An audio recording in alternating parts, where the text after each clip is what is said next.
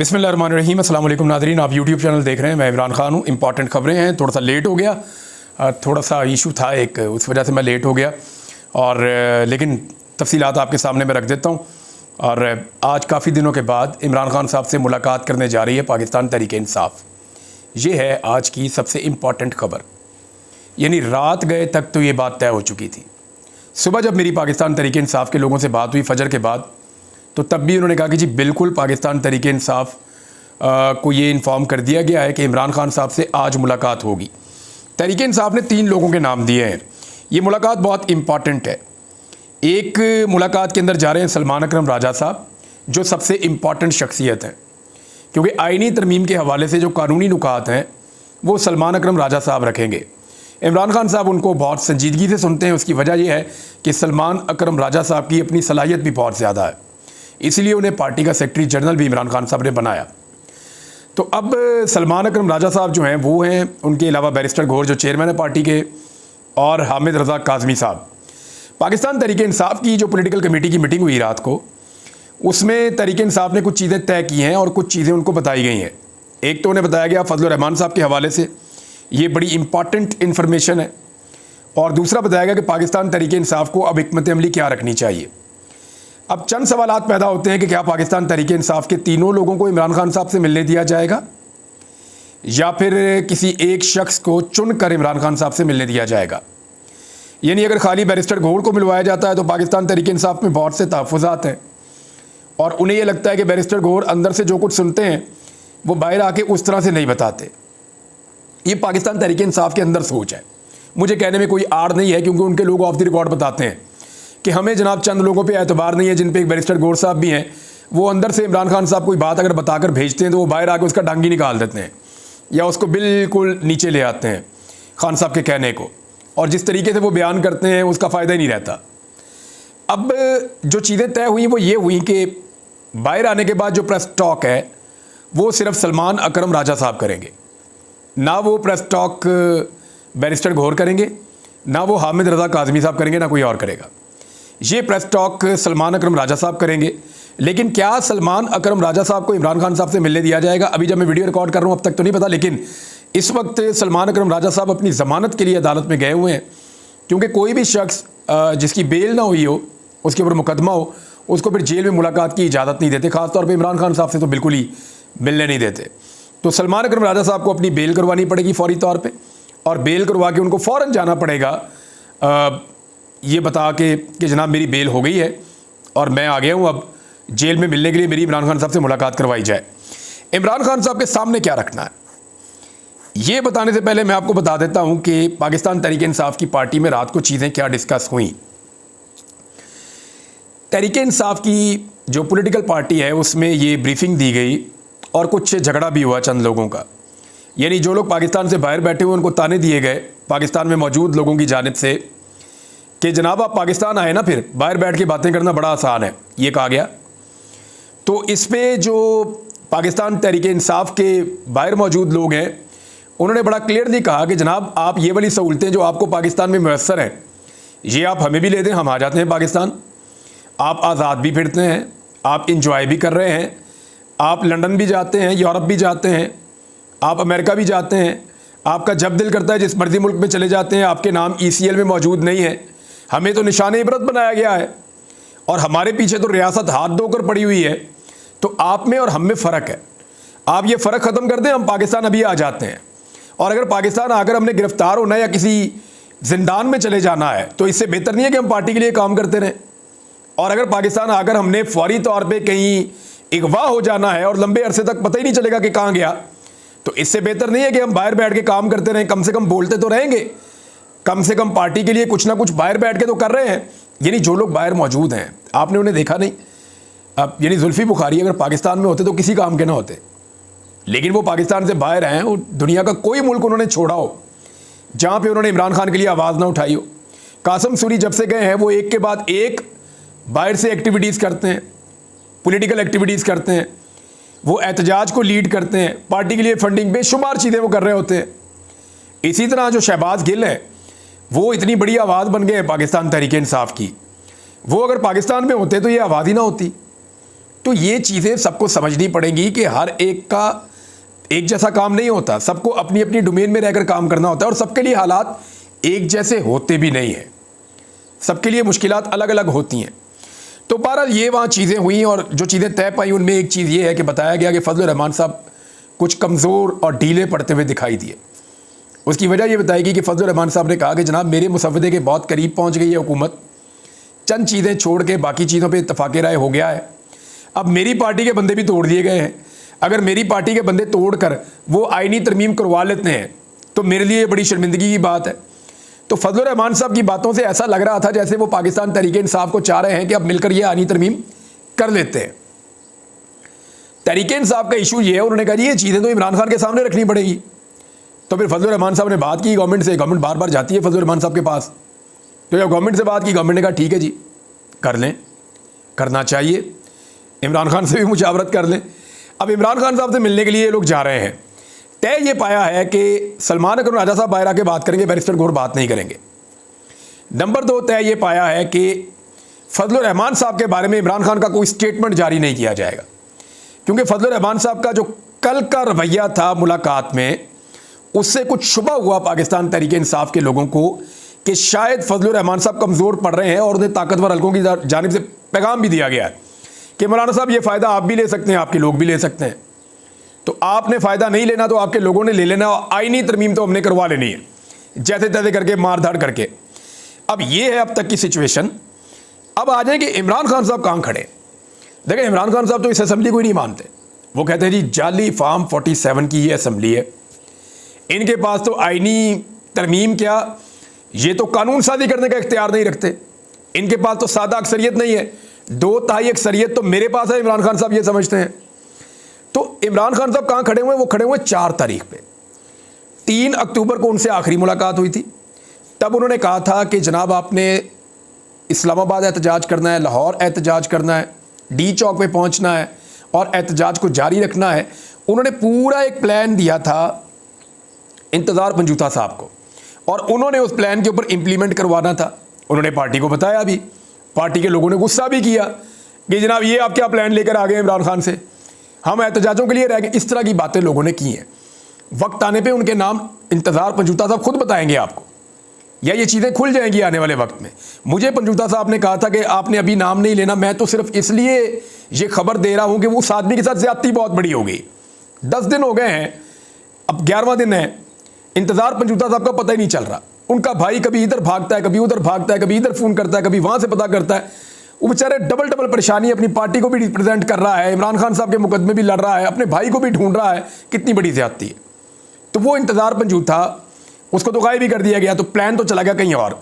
इमरान खान साहब उसी प्लान पे बैठे हुए हैं जो 4 तारीख को हुआ था। वो तो इनकलाब लेकर आ रहे थे, और इमरान खान साहब का प्लान ये था कि किसी सूरत भी आईनी तरमीम के ऊपर एक कदम आगे नहीं बढ़ने देना। लेकिन इस्लामाबाद में क्या हुआ, डी चौक में क्या हुआ, खैबर पख्तूनख्वा हाउस में क्या हुआ इस्लामाबाद में, फिर अली अमीन गंडापुर साहब दूसरी मरतबा गायब हो गए, वो क्या हुआ, फिर वो वापस आके उन्होंने एक अजीबोगरीब कहानी सुना दी कि वो पहाड़ियाँ क्रॉस करते रहे, वो अजीबोगरीब है, वो तो समझ से बाहर है।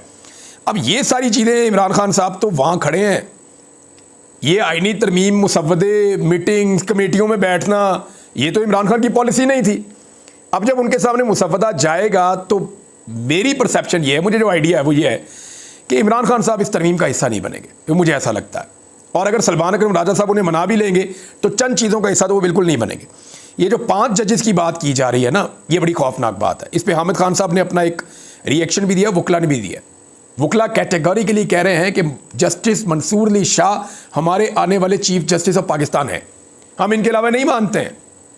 और आईनी तरमीम करनी है तो 26, 27, 28, 29 तारीख को कभी भी करने, बाद में ये 25 से पहले करना इसलिए ज़रूरी है कि काजी फ़ायद ईसा साहब इसको सपोर्ट करेंगे, और 25 से पहले करना इसलिए ज़रूरी है कि अपनी मर्ज़ी का चीफ जस्टिस लाया जा सके।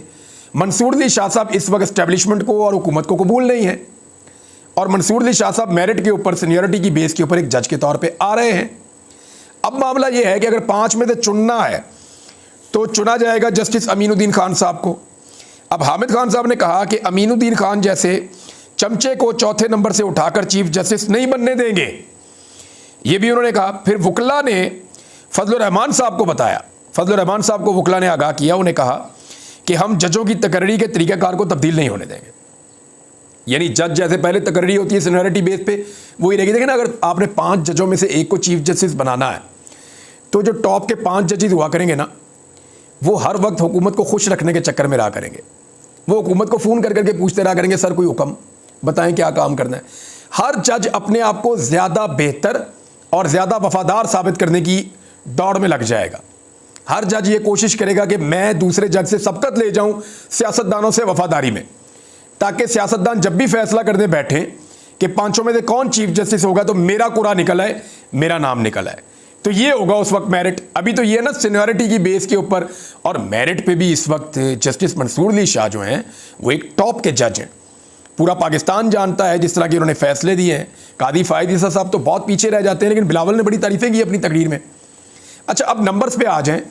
पाकिस्तान तहरीक इंसाफ की जो पार्टी के अंदर मीटिंग हुई, उसमें उन्होंने कहा जी हमारे कुछ लोग जो हैं वो कंप्रोमाइज़ हुए हैं, और हो सकता है कि फजल रहमान के बगैर भी या फजल रहमान के साथ भी ये नंबर पूरे करने में कामयाब हो जाएं, क्योंकि अब MNAs और सेनेटर्स कंप्रोमाइज़ हुए हैं। लेकिन इंटरेस्टिंग बात यह है कि जिनके ऊपर बेतहाशा जुल्म हुआ वो कंप्रोमाइज़ नहीं हुए। कंप्रोमाइज़ वो हुए जिनके ऊपर जुल्म नहीं हुआ, यानी रोकड़ा चला, पैसे के लिए कंप्रोमाइज़ हो रहे हैं।